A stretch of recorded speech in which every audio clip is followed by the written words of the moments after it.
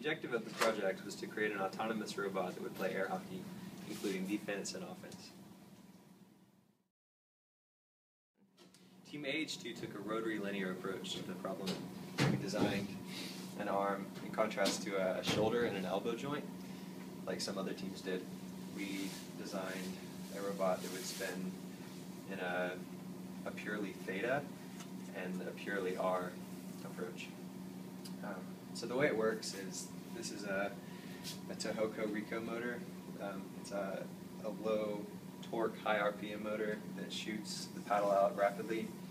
And this is, on the bottom, a big MCG motor. They're both fairly high voltage motors. The one on the bottom contributes to this motion. So both motors are connected to the Tecron amplifier and to the Quanser Q4 board. To the Quanser Q4 board through the encoder ports,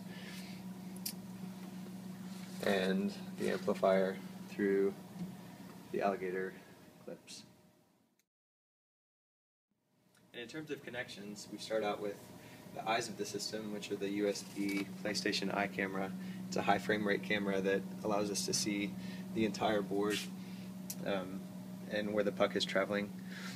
So this is the eyes, these are the eyes, and the host computer and the target computer together form the brains of the system. That's where game logic happens. And then the amplifier, in conjunction with the arm itself, form the arm and muscle of the system.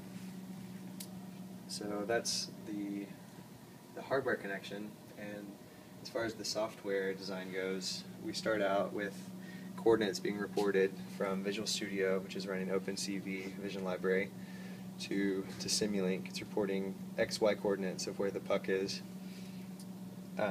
via talking about a homographied image. It's looking at the board from a skewed perspective, but homographies the image to look from a top-down perspective. So these are real-world coordinates in terms of in units of millimeters.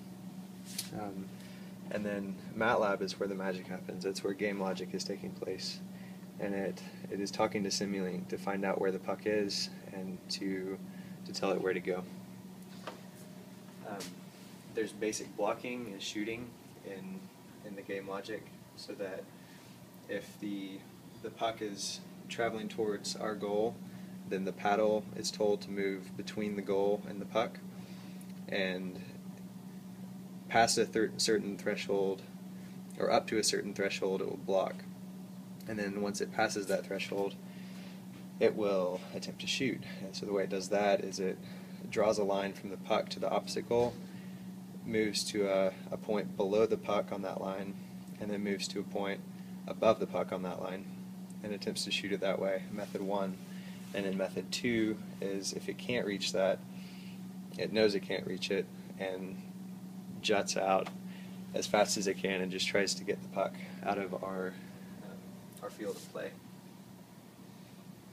And so that's how the hardware and software works together to play air hockey.